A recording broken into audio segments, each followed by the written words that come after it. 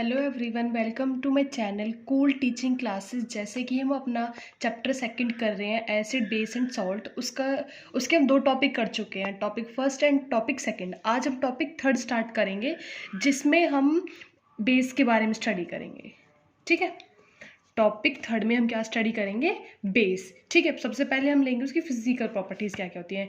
कि ये बिटर होते हैं, have bitter in taste, bitter होते हैं टेस्ट में।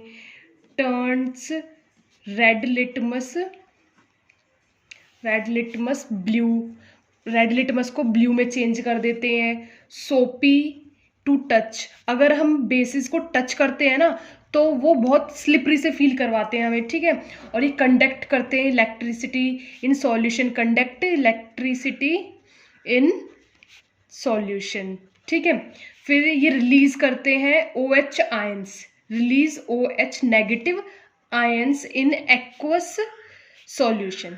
ठीक है, फिर है, अब हम स्टडी करेंगे, ये तो हो गए मेरे बेस की फिजिकल प्रॉपर्टीज। क्या क्या है कि ये कड़वे होते हैं टेस्ट में, रेड लिटमस को ब्लू में चेंज कर देते हैं, हाथ अगर लगा के टच करते हैं ना तो ये हमें सोपी सा फील करवाते हैं, जैसे साबुन होता है ना उस तरीके का। ये कंडक्ट करते हैं इलेक्ट्रिसिटी, अगर सॉल्यूशन में लेना हम किसी भी बेस को तो वो वहाँ पर भी इलेक्ट्रिसिटी कंडक्ट कर लेते हैं। रिलीज करते हैं OH negative ions in solution. अब हम स्टडी करेंगे इसकी केमिकल प्रॉपर्टीज, केमिकल प्रॉपर्टीज। ठीक है, केमिकल प्रॉपर्टीज में सबसे पहले हम पढ़ेंगे कि reaction with metals, reaction with metals.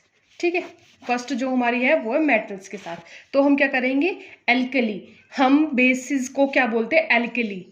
ठीक है, मेटल तो क्या प्रोडक्ट देगा? Salt plus hydrogen. ठीक है, अगर किसी को साथ के साथ नोट्स बनाने हैं तो वो नोट्स भी बना सकता है इसमें से। ठीक है, तो हम क्या बोल रहे थे कि एल्केली। ठीक है, NaOH प्लस में Zn gives to Na2ZnO2 aqueous plus H2। ठीक है, ये इसकी रिएक्शन है। फिर अगर सेकंड है, अगर हम रिएक्शन करवाते हैं with oxides of non metal, अगर हम नॉन मेटल के ऑक्साइड्स के साथ रिएक्शन करवाते हैं तो भी हमें क्या मिलता है? सॉल्ट प्लस में वाटर। ठीक है, अब जो हमारे नॉन मेटल्स की जो ऑक्साइड्स होती है ना, इनका जो नेचर होता है वो होता है एसिडिक। ठीक है, उसका नेचर कैसा होता है? एसिडिक होता है। ठीक है, base plus non metal oxide give rise to salt plus water. ठीक है, और इसका अगर हम कोई एग्जांपल लेते वो है NaOH प्लस में CO2। CO2 भी क्या है? एक नॉन मेटल ऑक्साइड, क्योंकि कार्बन क्या है हमारा? Non metal. ठीक है, फिर क्या देता है वो? Na2CO3 प्लस में H2O। ठीक है, इनकी स्टेट्स भी साथ में लिखा करो। ठीक है, क्योंकि इनकी स्टेट्स भी ज़रूरी होती है लिखनी। बताया तो था मैंने अपने फर्स्ट चैप्टर में कि इससे हमारी जो रिएक्शन है वो बहुत ज़्यादा इंप्रेसिव सी लगती है। ठीक है, मोर प्रेजेंटेटिव। थर्ड, कि अगर हम रिएक्शन करते हैं विद एसिड, अगर हम किसी भी बेस की रिएक्शन एसिड्स के साथ करते हैं तो वो हमें कौन सी रिएक्शन देते हैं? वो हमें रिएक्शन देते हैं न्यूट्रलाइजेशन, न्यूट्रलाइजेशन रिएक्शन देते हैं। ठीक है, न्यूट्रलाइजेशन रिएक्शन। न्यूट्रलाइजेशन का मतलब क्या है कि जब एसिड और बेस साथ में मिल जाते हैं तो वो क्या करते हैं? एक दूसरे को न्यूट्रल कर देते हैं। ठीक है, इसका एग्जाम्पल क्या हो जाएगा? एसिड प्लस बेस, सबसे ईजी एग्जाम्पल है ये इसका, जिसमें हमें क्या मिलता है प्रोडक्ट में? सॉल्ट प्लस में वाटर। ठीक है, जैसे कि HCl प्लस में NaOH give rise to NaCl plus में H2O।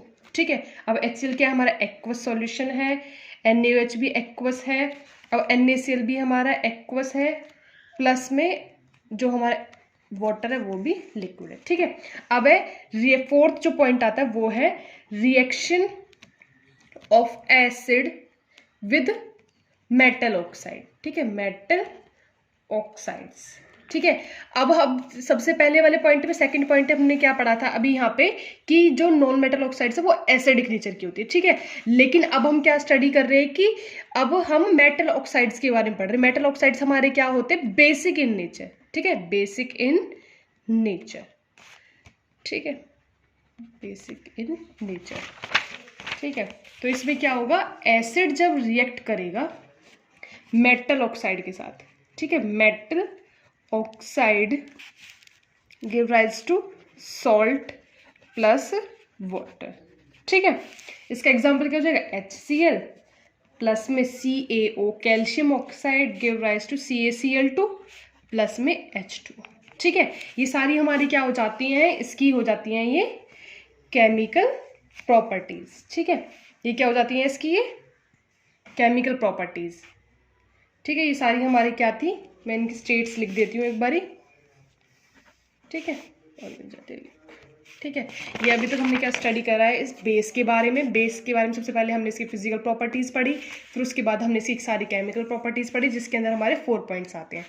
ठीक है, अब हम क्या पढ़ेंगे, अब हम पढ़ेंगे इसकी dilution of acid and base. इसका जो नेक्स्ट टॉपिक जो है वो है dilution of acid and base.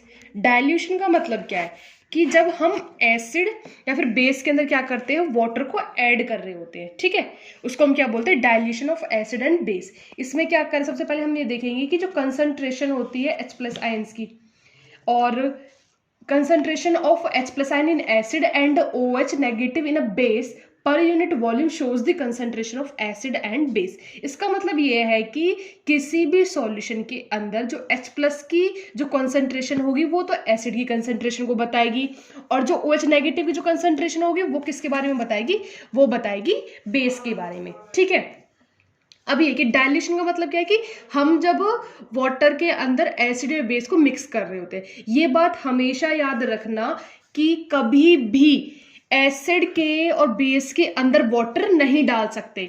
अगर तुमने क्या करा, एसिड हो या फिर हो बेस, अगर तुमने उसके अंदर वाटर को ऐड कर दिया, ठीक है, एसिड हो या फिर बेस हो, अगर उसके अंदर तुमने क्या ऐड कर दिया, वाटर को जैसे तुम ऐड करोगे तो वो रिएक्शन क्या बना देगी, वो रिएक्शन बनेगी हमारी एक्सोथर्मिक रिएक्शन। ठीक है, एक्सोथर्मिक रिएक्शन। और एक्सोथर्मिक का मतलब क्या है कि रिलीज ऑफ हीट, इतनी ज़्यादा हीट उसमें से रिलीज होगी या फिर एनर्जी, इतनी ज़्यादा हीट रिलीज होगी कि वो जैसे ही हम उसके अंदर डालेंगे ना तो वो स्प्लैश आउट हो जाएगा, मतलब कि वो उल्टा हमारे मुंह पर आकर पड़ेगा। अब जैसे कि तुमने, मैं एक एग्जाम्पल बता दूं, जैसे कि कढ़ैया होती है घर पे, तुम्हारे घर पे पैन होगी, ठीक है, उसमें अगर तुम्हारे गर्म तेल है, बिल्कुल होता है ना बहुत ज्यादा गर्म वाला तेल, अगर उसके अंदर तुम पानी डाल दो तो क्या होगा, एक साथ ही उसमें से बबूले बन के उल्टे हमारे फेस की तरफ आते हैं। तो ऐसे ही अगर तुम एसिड या फिर बेस के अंदर वाटर को डालोगे ना तो वो रिएक्शन एक्सोथर्मिक हो जाएगी। तो इसलिए कभी भी हम एसिड और बेस के अंदर वाटर नहीं डाल सकते। हमेशा क्या करते हैं, वाटर के अंदर, किसके अंदर, वाटर के अंदर ऐड करा जाता है, एसिड हो या फिर बेस हो, कोई भी चीज हो उसको वाटर के अंदर मिलाया जाता है, ना कि उसके एसिड और बेस के अंदर वाटर को मिलाया जाता है। ठीक है, ये बात क्लियर हुई। ठीक है, मैंने अभी क्या क्या बताया डाइल्यूशन ऑफ एसिड और बेस में, कि हम कैसे भी किसी भी सॉल्यूशन के अंदर H+ आयन से तो डिनोट करते हैं कि वो एसिड है, और OH नेगेटिव आयन से, उसकी कंसंट्रेशन से हम डिनोट करते हैं कि बेस है। ठीक है, अगर हमें उनकी कंसंट्रेशन कम करनी है, ठीक है, तो हम क्या करेंगे, उनके अंदर वाटर डालेंगे। अब वाटर हम कैसे डाल सकते हैं, वाटर हम या तो एसिड बेस के अंदर डालेंगे या फिर वाटर के अंदर एसिड बेस डालेंगे। तो मैंने तुम्हें बताया एसिड बेस के अंदर डालोगे तो एक्सोथर्मिक रिएक्शन हो जाएगी, तो वो तो बिल्कुल ठीक नहीं है, वो तो हम कर ही नहीं सकते। तो हम क्या करेंगे, वाटर के अंदर एसिड बेस डालेंगे। ठीक है, तो वो बिल्कुल ठीक होता है। उस तरीके से हम क्या कर सकते हैं, किसी भी एसिड, कोई बहुत ज्यादा कंसंट्रेटेड एसिड है, कंसंट्रेटेड एसिड का मतलब क्या होता है कि कंसंट्रेटेड एसिड, उसका मतलब क्या है कि उसके अंदर एसिड की जो कंसंट्रेशन है वो बहुत ज्यादा है, मोर कंसंट्रेटेड। ठीक है, मोर, उसके अंदर बहुत ज्यादा कंसंट्रेशन है। ठीक है, और डाइल्यूटेड का मतलब क्या होता है, जिसके अंदर वाटर की कंसंट्रेशन ज्यादा हो, वाटर की कंसंट्रेशन मोर। ठीक है, जिसमें वाटर की कंसंट्रेशन ज्यादा होगी वो तो डाइल्यूटेड हो जाता है, और जिसके अंदर एसिड की कंसंट्रेशन ज्यादा होगी उसको हम क्या बोलेंगे, कंसंट्रेटेड। ठीक है, इसलिए जो कंसंट्रेटेड एसिड होते हैं वो बहुत ध्यान से यूज करे जाते हैं लेबोरेटरीज के अंदर। ठीक है, इसलिए ठीक है। और कंसंट्रेटेड में क्या बताया मैंने कि उसमें H+ आयंस या तो हमारा एसिड है या फिर बेस है, उनकी कंसंट्रेशन ज्यादा होगी, तो वो हो गया कंसंट्रेटेड। डाइल्यूटेड का मतलब क्या, तो जहां पर हमारी वाटर की कंसंट्रेशन ज्यादा होती है उसको हम क्या बोलते हैं, डाइल्यूटेड। ठीक है, अब जो हमारे जो ये बेस होते हैं, अब तक तो हमने क्या पढ़ा, डाइल्यूशन की बात पढ़ी, अब हम पढ़ेंगे जो बेस है ना, वो भी 2 टाइप के होते हैं। बेस हमारे 2 टाइप्स के होते हैं, किसके बेसिस पर, डिसएसोसिएशन प्रॉपर्टीज के बेसिस पर। ठीक है, डिसएसोसिएशन प्रॉपर्टी के बेसिस पर। डिसएसोसिएशन का मतलब यह है कि वो वाटर में किस हिसाब से टूट रहे हैं, टूट भी रहे हैं, नहीं भी टूट रहे हैं, फिर थोड़े बहुत टूट रहे हैं, ठीक है। स्ट्रॉन्ग बेस और एक होता है हमारा वीक बेस। जो स्ट्रॉन्ग बेस होता है उसका मतलब क्या है कि विच कंप्लीटली डिसएसोशिएट, कंप्लीटली डिसएसोशिएट्स, ठीक है। इसका एग्जाम्पल क्या हो जाएगा, इसका एग्जाम्पल हो जाएगा KOH और हो जाएगा NaOH, ठीक है। जो कंप्लीटली वाटर में टूट जाते हैं इसको हम क्या बोलते हैं, स्ट्रॉन्ग बेस। और जो पार्शली और डू नॉट डिसएसोशिएट इसको हम क्या बोलते हैं, वीक बेस, ठीक है। इसके एग्जाम्पल क्या क्या बोल सकते हैं हम, अमोनिया जिसका एग्जाम्पल है NH3, या फिर पायरिडीन, ठीक है, या फिर प्रीडीन या फिर पायरिडीन, ठीक है। उसका एग्जाम्पल क्या है, C5H5N, ठीक है। यहाँ पे हमारा ये थर्ड टॉपिक कंप्लीट होता है, ठीक है। अगर किसी को कोई भी प्रॉब्लम है तो प्लीज़ मुझे कमेंट में ज़रूर बताएं, ठीक है।